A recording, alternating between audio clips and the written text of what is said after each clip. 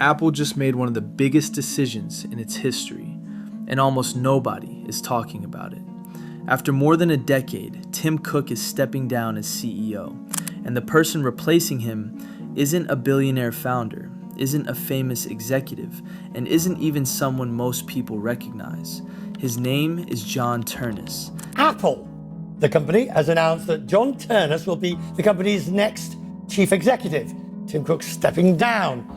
Mr. Ternus is currently the SVP of hardware engineering. And for 25 years, he stayed completely in the shadows. No headlines, no interviews, no personal brand, just products.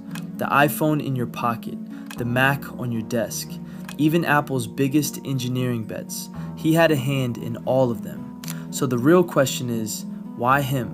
Why would Apple hand over a $1 trillion empire to a quiet hardware engineer at the exact moment the entire industry is shifting to AI?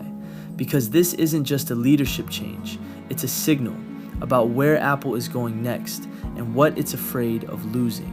In April 2026, Apple dropped the announcement that shocked Silicon Valley. Tim Cook will step down as CEO, becoming executive chairman, and on September 1st, 2026, John Ternus will officially take over as Apple's next chief executive officer. A hardware engineer, not a finance guy, not a deal maker, will lead one of the most influential companies on earth.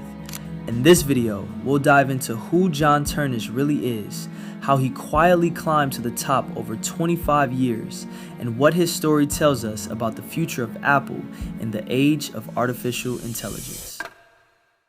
John Patrick Ternus was born in 1975 and grew up with the classic engineer's curiosity.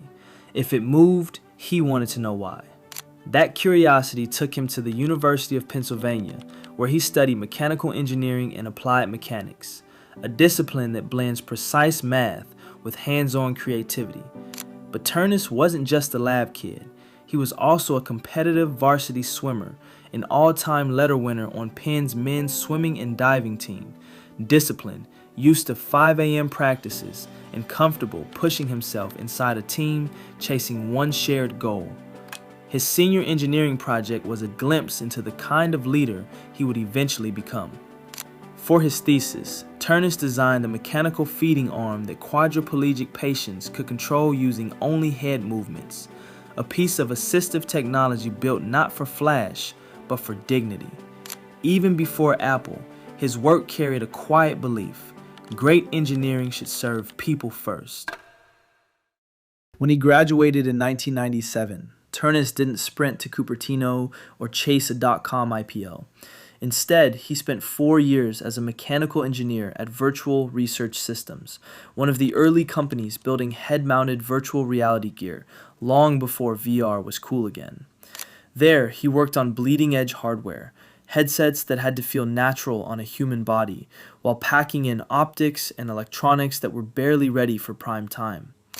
That experience hardwired him to think about technology as something that lives on your face, in your hands, and around your senses, not just on a spec sheet.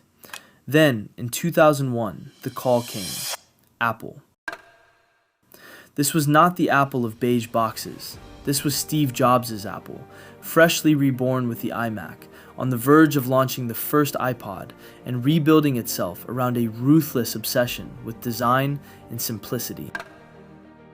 Ternus walked through Apple's doors in 2001 as a member of the product design team, and his first assignment was almost deliberately unglamorous: the Apple Cinema Display, a plastic desktop monitor.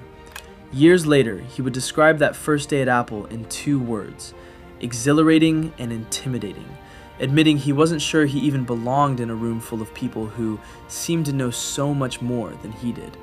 But that monitor, with its huge, clear plastic parts and insane tolerance requirements, became his first masterclass in Apple's culture of detail.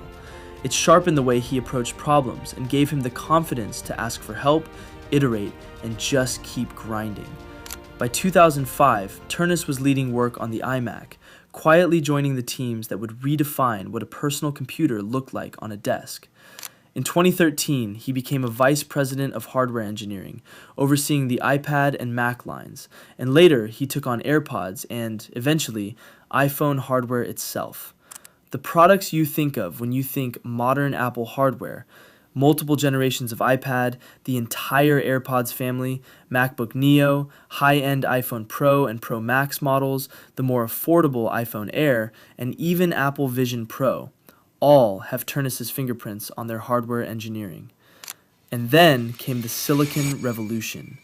As Apple decided to rip Intel chips out of the Mac and replace them with its own Apple Silicon, one of the most complex strategic and engineering transitions in the company's history, Ternus was one of the key leaders driving that change. Tim Cook, the ultimate operator and trust builder, watched this quiet engineer deliver again and again. Under Cook, Ternus's remit kept expanding. More product lines, oversight of design teams, even responsibility for secretive robotics work and environmental initiatives. A slow, deliberate transfer of responsibility to someone Cook clearly believed could be more than just a hardware chief. In 2021, Ternus was promoted to Senior Vice President of Hardware Engineering, the youngest member of Apple's executive team, and the person in charge of the devices that generate the vast majority of Apple's revenue. To work at Apple under Steve Jobs was to live in a permanent spotlight you didn't control. Jobs could dismiss months of work with a single sentence, and then, in the same breath, push you to rebuild it into something extraordinary. Even though Ternus never held the stage the way Jobs did, he absorbed that culture. In his 2024 commencement speech at Penn, he told a story about obsessing over the screws on the back of the cinema display, a nod to Jobs' famous insistence that even the parts customers never see must be beautiful. Jobs was the visionary showman. Cook became the global strategist and supply chain master. Ternus is the quiet builder, the engineer who learned to carry Jobs' perfectionism into every hinge, screw, and silicon package he touched. When Apple announced the CEO transition, Cook's words made it clear this wasn't just a safe internal pick.